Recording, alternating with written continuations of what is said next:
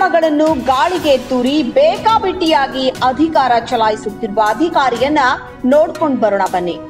ಬೆಳಗಾವಿ ಜಿಲ್ಲೆಯ ರಾಮದುರ್ಗ ಆರ್ಟಿಒ ಇಲಾಖೆಯಲ್ಲಿ ಸರ್ಕಾರಿ ನಿಯಮಗಳನ್ನ ಗಾಳಿಗೆ ತೂರಿ ಕಾನೂನು ಉಲ್ಲಂಘಿಸುತ್ತಿರುವ ಎಆರ್ಟಿಒ ಅಧಿಕಾರಿ ಮಹದೇವಪ್ಪ ತಳವಾರ್ ವಾಹನಗಳ ತಪಾಸಣೆ ವೇಳೆ ಸಮವಸ್ತ್ರವಿಲ್ಲದೆ ಬ್ಯಾಡ್ಜ್ ಇಲ್ಲದೆ ಬೇಕಾಬಿಟ್ಟಿಯಾಗಿ ಕಾರ್ಯನಿರ್ವಹಿಸುತ್ತಿರುವ ಎಆರ್ಟಿಒ ಸಬ್ ಇನ್ಸ್ಪೆಕ್ಟರ್ ವಾಹನ ಚಾಲಕರಿಗೆ ಇಲ್ಲಸಲ್ಲದ ನೆಪ ಕೇಳಿ ದಂಡ ವಿಧಿಸುತ್ತಿರುವ ಅಧಿಕಾರಿ.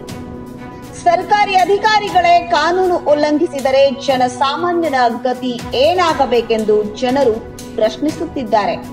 ಬೇಜವಾಬ್ದಾರಿ ವರ್ತನೆ ತೋರುತ್ತಿರುವ ಅಧಿಕಾರಿಯ ಮೇಲೆ ಮೇಲಧಿಕಾರಿಗಳು ಶಿಸ್ತು ಕ್ರಮ ಕೈಗೊಳ್ಳಬೇಕೆಂದು ಸಾರ್ವಜನಿಕರ ಒತ್ತಾಯವಾಗಿದೆ. ಈ ವಿಷಯಕ್ಕೆ ಸಂಬಂಧಿಸಿದಂತೆ ಮೇಲಧಿಕಾರಿಗಳನ್ನ ಕೇಳಿದ್ರೂ ಕೂಡ ಅವರು ಕೂಡ ಹಾರಿಕೆಯ ಉತ್ತರ ನೀಡಿದ್ದಾರೆ. ಈ ವಿಷಯಕ್ಕೆ ಸಂಬಂಧಿಸಿದಂತೆ ಮಹಿಳಾ ಅಧಿಕಾರಿಯೊಬ್ಬರು ಮಾತನಾಡಿದ್ದಾರೆ. ಅವ್ರೇನಂತಾರೆ ಅಂತ ಕೇಳೋಣ ಬನ್ನಿ.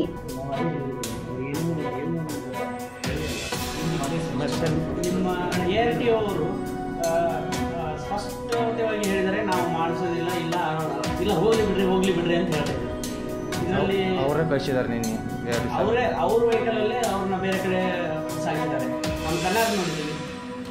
ಈಗ ಈ ಥರದ್ದೆಲ್ಲ ಅಚಾತುರ್ಯ ಆಗಬಾರ್ದಾಗಿತ್ತು, ಆಗಿದೆ. ಬಟ್ ಆಫೀಸರು ಅವ್ರ ಗಮನಕ್ಕೆ ಬಂದಮೇಲೆ ಅವರು ಕ್ರಮ ತಗೊಂಡಿದ್ದು ಮತ್ತು ಮೆಡಿಕಲ್ ರಿಪೋರ್ಟ್ ಮಾಡಿಸಿದ್ರೆ ಒಳ್ಳೇದಿತ್ತು. ನಮಗೆ ಇದನ್ನು ಸಬ್ಸ್ಟ್ಯಾನ್ಷಿಯೇಟ್ ಮಾಡ್ಕೊಳ್ಳೋಕ್ಕೆ ಅನುಕೂಲ ಆಗ್ತಿತ್ತು.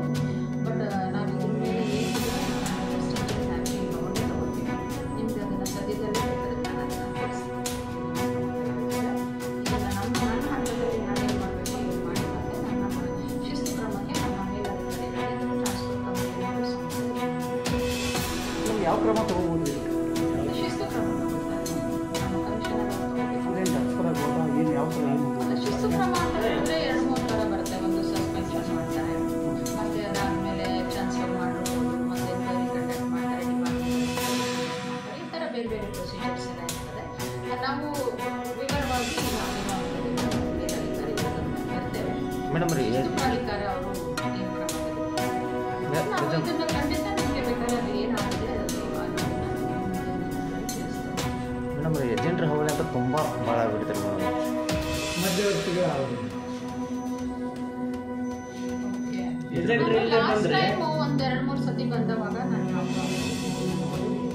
ಮತ್ತೆ ಈಗ ನಾನು ಇವತ್ತಿಂದ ನಾನು ಒಂದು ರಿಜಿಸ್ಟರ್ ಮೇಂಟೈನ್ ಮಾಡೋಕ್ಕೆ ಹೇಳ್ತೇನೆ.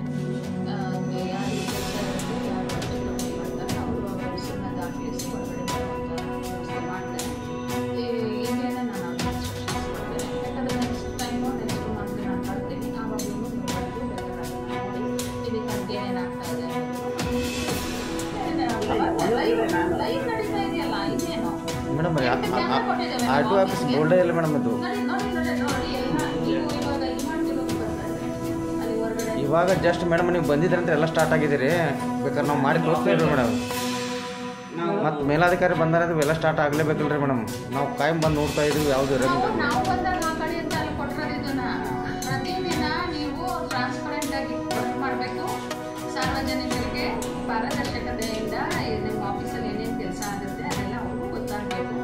ಸಾರ್ವಜನಿಕರಿಗೋಸ್ಕರ ಕೆಲಸ ಮಾಡೋದು ನಾವು ಬಚ್ಚಿಟ್ಕೊಂಡು ಏನು ಕೆಲಸ ಮಾಡೋದು ಇಲ್ಲಿ ಸಾರ್ವಜನಿಕರ ಮುಖಾಂತರ ಕೆಲಸ ನಡೀತಾ ಇಲ್ರಿ ಮೇಡಮ್. ಇಲ್ಲ ಏಜೆಂಟ್ರ ಮುಖಾಂತರ ಕೆಲಸ ನಡೀತಾ ಇದಾವ್ರಿ. ಇವತ್ತೇ ಕೇಳ್ತಾ ಇರೋದು 1 ವರ್ಷ ಆಗಿದೆ ನಾನು ಬಂದು. ಸಾಕಷ್ಟು ಸಂಘ ಸಂಸ್ಥೆದವರು ಸ್ಟ್ರೈಕ್ ಮಾಡಿದ್ರಿ ಮೇಡಮ್. ನಾನು ಬಂದಿದ್ದೀನಿ ಇಲ್ಲಿ.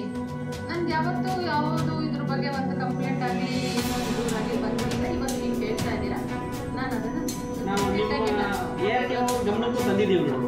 ಅವ್ರ ಗಮನಕ್ಕೂ ತಂದಿದ್ದೀವಿ. ನೀವು ಎಲ್ಲರಲ್ಲಿ ಕರೆಕ್ಟ್ ನೋಡಿ. ಇನ್ನೊಂದು ಮೇಡಮ್, ಇವಾಗ CC ಕ್ಯಾಮ್ರಾ ಇದೆ, ಲೈವಲ್ಲಿ ಇದೆ ಅಂತ ತೋರಿಸಿದ್ದಾರೆ. ಮತ್ತು ಇದನ್ನು ನಾವು ಮಾಹಿತಿ ಹಾಕಲು ಕೇಳಿದ್ರೆ ಅದು ಸ್ಟೋರೇಜನ್ನು ಕೊಡಲಿಲ್ಲ. ಆ ಸಂಬಂಧಪಟ್ಟಂಥ ಮಾಹಿತಿ ಹಾಕಿಗೆ ಇನ್ನೂ ಅವರು ಯಾವುದೋ ಒಂದು ರಿಪ್ಲೈ ಆಯಿತು.